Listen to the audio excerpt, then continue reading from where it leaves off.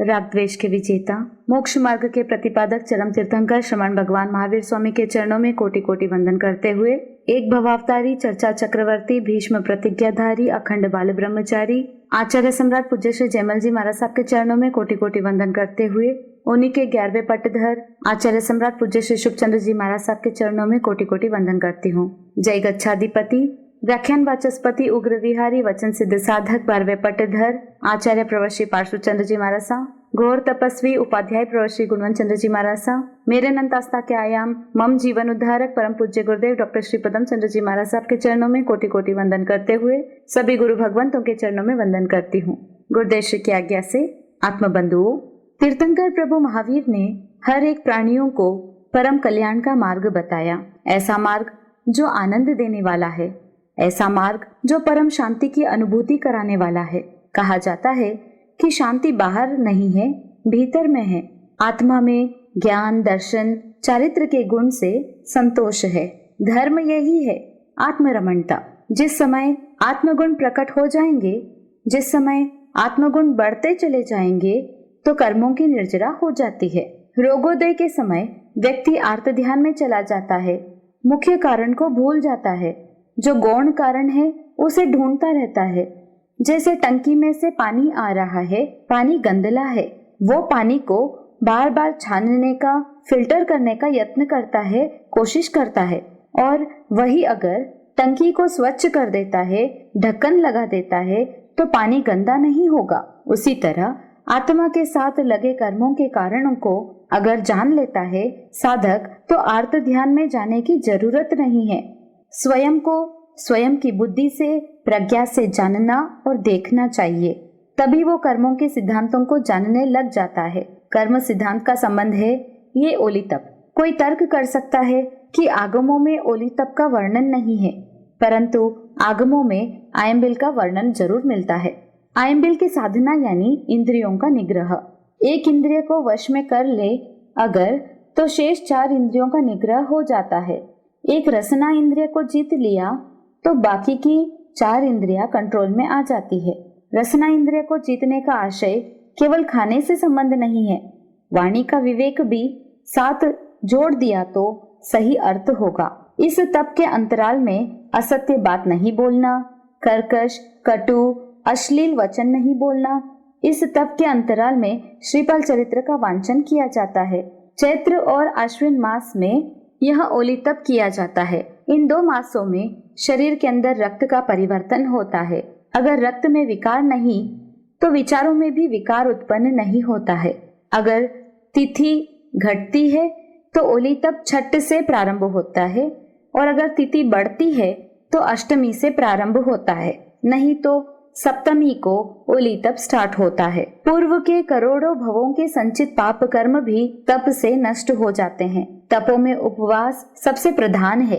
वह न होने पर आयम्बिल किया जाता है। एक द्रव्य का आयम्बिल श्रेष्ठ, एक धान्य का आयम्बिल मध्यम तथा 5 विगय और रस परित्याग का आयम्बिल जघन्य है। 9 दिनों तक लगातार आयम्बिल करना आयम्बिल आवलिका यानी ओली है। वह प्रतिवर्ष 2 बार की जाए तो 4.5 वर्ष में, और 1 बार की जावे तो 9 वर्ष में पूर्ण होता है। पहले दिन नमो अरिहंताणम यानी अरिहंत का व्हाइट कलर। पूर्व या उत्तर दिशा में पद्मासन में बैठकर, या शरीर की दुर्बलता हो तो सुखासन में बैठकर नमो अरिहंताणम यानी सफेद रंग पर ध्यान करना, अरिहंत के गुणों का स्मरण करना। वैसे ही दूसरे दिन नमो सिद्धाणम लाल रंग, रेड कलर। तीसरे दिन नमो आयर्याणम स्वर्ण रंग, गोल्डन येलो। चौथे दिन नमो उवज्जायाणम नीला रंग, ब्लू कलर। नीला रंग योग कारक कहा गया है। शरीर में जो ताप बढ़ा हुआ है वह शांत हो जाता है। 5वें दिन नमो लोये सव्व साहुणम, काला रंग। जब कर्म समूह को जलाते हैं तप के द्वारा, जैसे अग्नि जलती है तो पहले धुआं निकलता है जो काला कलर का होता है, वैसे ही साधु अपने ज्ञान, दर्शन, चारित्र से कर्मों को जला करके राख करने की प्रक्रिया में रहते हैं, इसीलिए काला कलर। 6 से 9वें दिन तक ज्ञान, दर्शन, चारित्र और तप की आराधना के लिए सफेद कलर आत्मा को उज्जवल बनाने का लक्ष्य होता है। जहाँ तक संभव है गांव में गुरु भगवंत हो तो विधि युक्त वंदन करे, नहीं तो पौषधशाला में आराधना करना। जहाँ तक बने वहां तक सचित का त्याग करना और संगठा भी डालना। 9 दिन तक ब्रह्मचर्य का पालन करना, संगठा डालना। प्रतिदिन भूमि शयन, अनर्थ दंड त्याग, परिग्रह परिमाण, 14 नियम चितारना, 9 सामायिक प्रतिदिन, संवर, अभयदान आदि सत्कार्य करने की परंपरा है। ओली तप करने के बाद 9 लोगों को दान देना, सामायिक उपकरण आदि दे सकते हैं। आयंबिल तप केवल कर्मों की निर्जरा के लिए होनी चाहिए। लौकिक कामनाओं का त्याग करना चाहिए। आज तक रसना इंद्रिय के पोषण के लिए कितने कर्म बांधे। सब्जी अगर स्वादिष्ट टेस्टी नहीं हो तो क्रोध में चले जाओगे, थाली फेंक दोगे, उलझुल बोलने लग जाओगे। वही अगर पेट भरने के लिए मात्र भोजन कर रहा है व्यक्ति, अनासक्त होकर भोजन करे तो कर्म बंधन कम होते हैं। और लूखा सूखा भी अगर स्वाद के लिए खा रहा है तो कर्म बंधन हो जाते हैं। इसीलिए कहा जाता है eat to live, live not to eat, यानी जीने के लिए खाना है, खाने के लिए जीना नहीं है।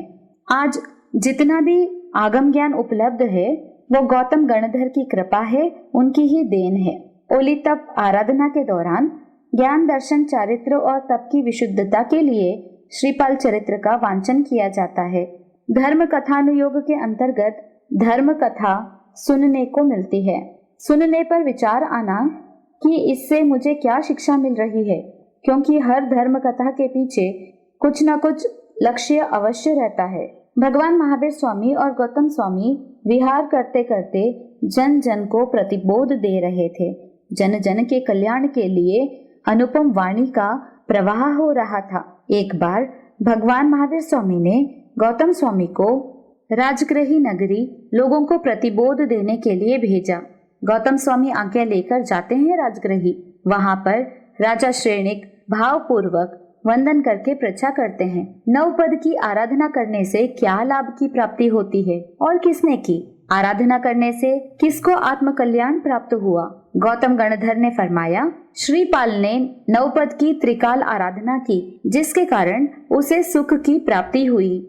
इस ओली तप के दौरान प्रतिदिन श्रीपाल चरित्र अवश्य सुने और अपने जीवन को ज्ञान दर्शन चारित्र एवं तपमय बनाए। आनंद की प्राप्ति होगी। इसी मंगल भावना के साथ बोलिए श्री जैन धर्म की जय। जय गुरु शुभ, जय गुरु पारस, जय गुरु पदम।